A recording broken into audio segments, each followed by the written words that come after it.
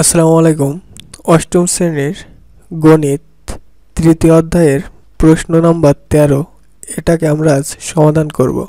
তো 13 নম্বর প্রশ্ন বলা হয়েছে, একটি ত্রিভুজাকৃতি ক্ষেত্রের ভূমি 24 মিটার এবং উচ্চতা 15 মিটার 50 সেন্টিমিটার হলে এর ক্ষেত্রফল নির্ণয় করো। তো আমাদের মূল টার্গেট থাকবে কি ক্ষেত্রফল নির্ণয় করা।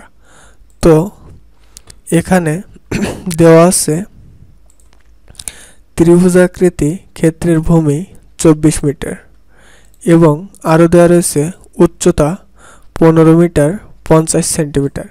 তো আমরা 15 মিটার 50 সেন্টিমিটার এটাকে যদি ক্যালকুলেট করে অনলি মিটারে প্রকাশ করতে চাই তো হবে আমাদের কত 15.5 মিটার। এটাকে আমরা জানি 1 মিটার সমান সমান 100 সেন্টিমিটার।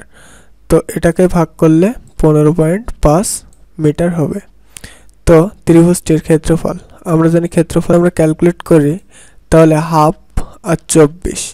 তো এখানে হাফ মানে হচ্ছে 1/2 এবং এখানে গুণ কত 24। তো এই 24 যদি একের সাথে গুণ করি তাহলে এখানে কত হয় 24 অক্ষে 24। তাহলে এই 24টা যদি কাটি এককে 1 আর 12 দুগুণ 24, তো হচ্ছে কত 12। তো 12 গুণ 15.5 যদি আমরা করি, 12 গুণ 15.5 সমান কত আসছে 186।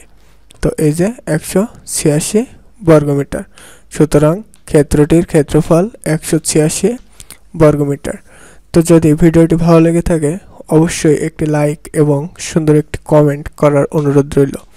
এবং এই অধ্যায় এবং ক্লাস 8-এর সমস্ত ম্যাথ এই চ্যানেলে খুব সুন্দরভাবে আপলোড করা হয়েছে। তো অবশ্যই এই চ্যানেলটি সাবস্ক্রাইব করে রাখলে ক্লাস 8-এর ম্যাথ বুঝতে আপনাদের অনেক সুবিধা হবে বলে আমি আশা করি। তো অবশ্যই চ্যানেলটি সাবস্ক্রাইব করার অনুরোধ রইল। আসসালামু আলাইকুম। Thanks everyone.